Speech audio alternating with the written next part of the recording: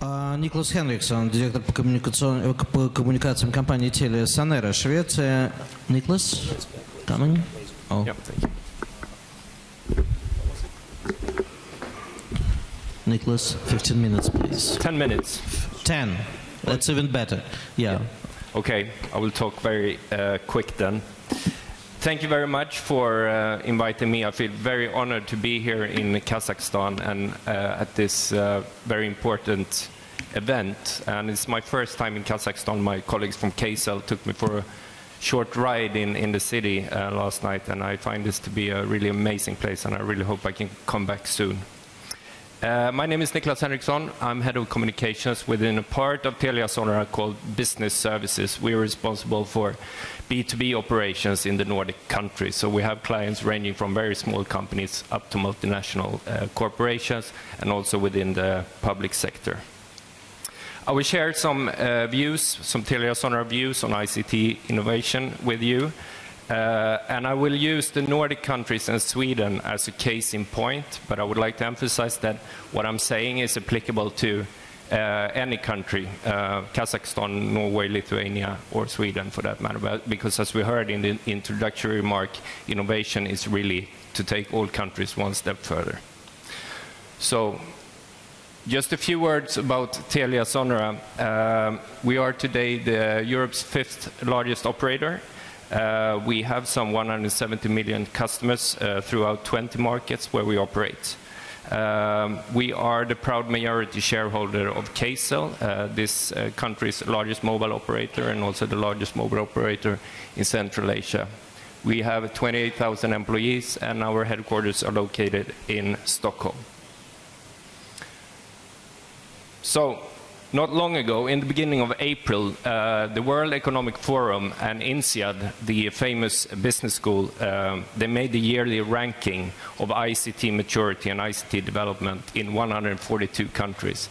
And they've done this ranking for now 11 years in a row. And what they do is that they measure a range of parameters and they compile it into an index and then rank the countries accordingly.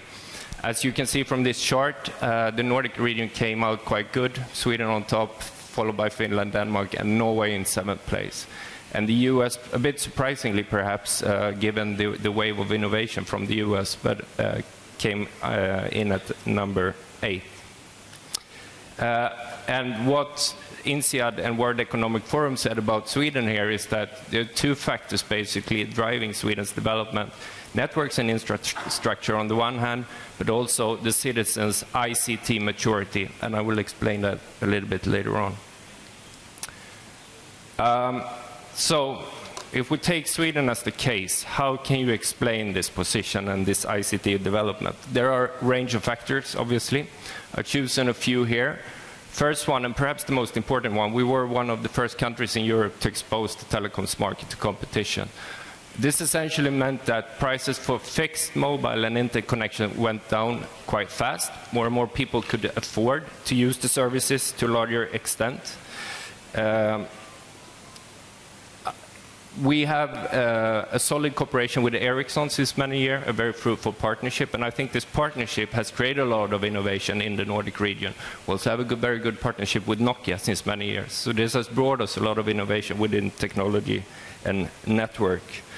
Third factor, which has also been very important for the ICT literacy of the region, is that the government introduced a tax reduction on computers in the 90s, and that essentially meant that you could rent or lease a computer for a period of 3 years' time, and the fee for this was deducted from your base salary, which basically meant that it was tax-free. And this made a lot for the computer penetration in the company. A lot of people took up on that offer.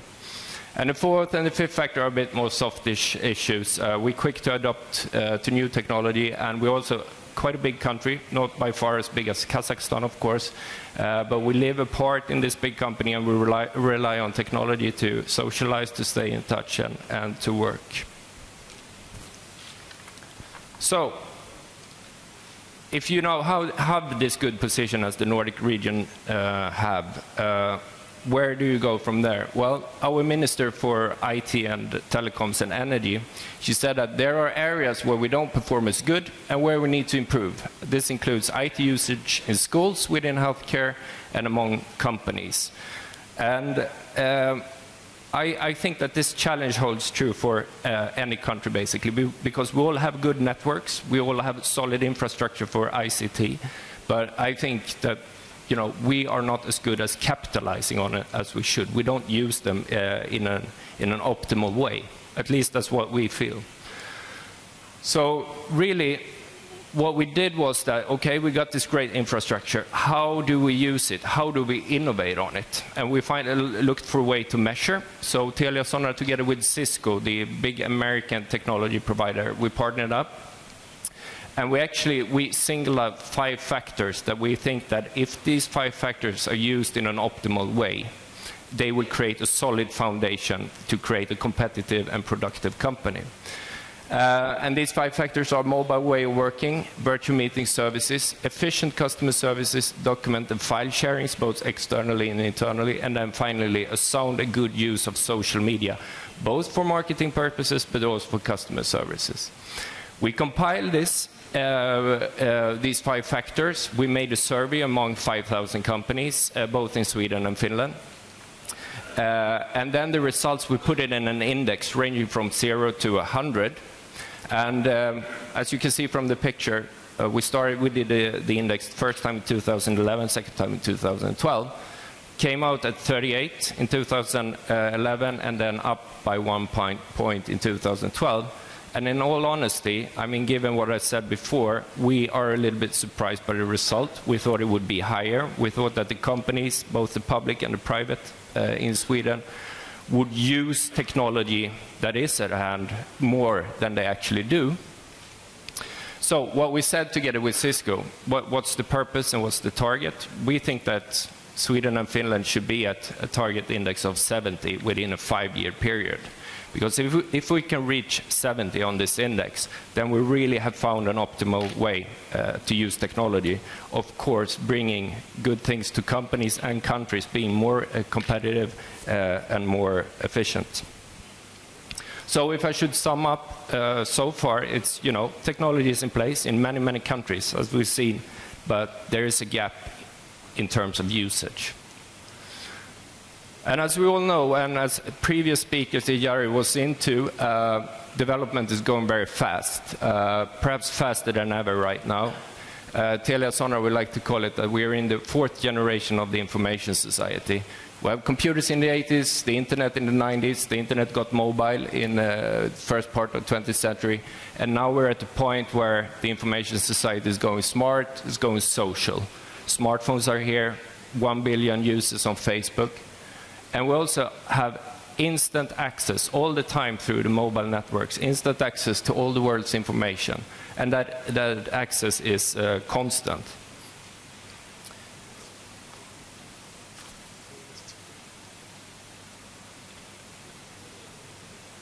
And having said all this, I think that right now we're in the middle of a big shift. Jari again was mentioning the BYOD trend.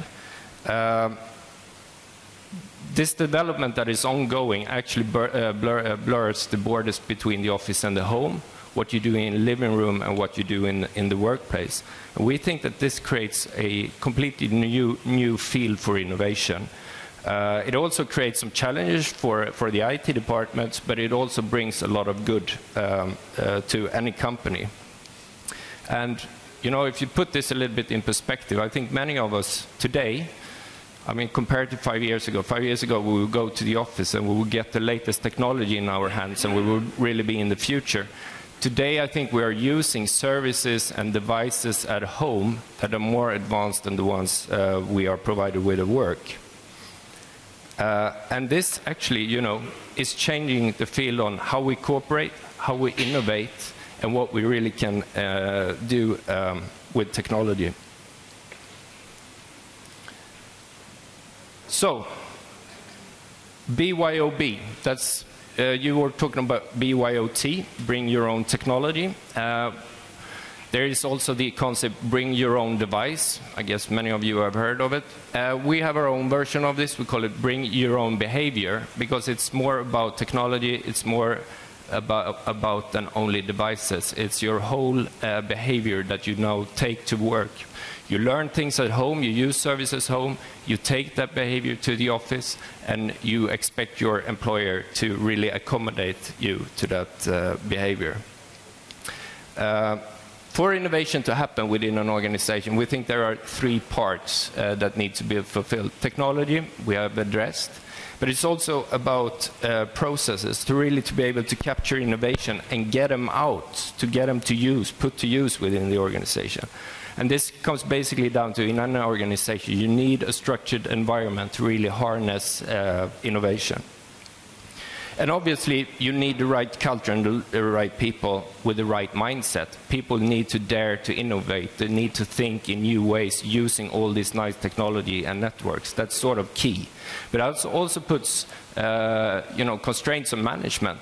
They need to really ensure that their employers are empowered to innovate and to do entrepreneurship within the organization. I visited Google headquarters in California about a year ago, and I was taking a tour there, and I learned that within Google, most employees get to spend 20% of their working time, so 1 day a week, on special projects, so extracurricular projects, if you like. And these projects do not have to be at all linked to your ordinary job. It can be something that is driven by your interest or by your passion or whatever.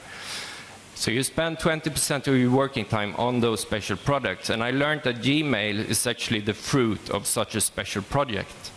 And they also have within the Googleplex, in the Google campus, every Friday, I think, or every second Friday, they have an after-work session with nice drinks. People get assembled in the cafeteria. And different colleagues are allowed to the stage to present their special products to other colleagues.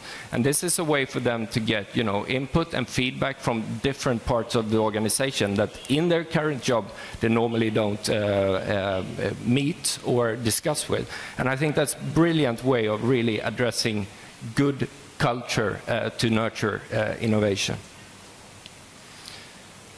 And obviously, having said all this, as we all know, there is a new generation about to enter the marketplace, and they are brought up in the information society. They have very high expectations of being able to use Facebook, social media, the mobile devices when coming to work.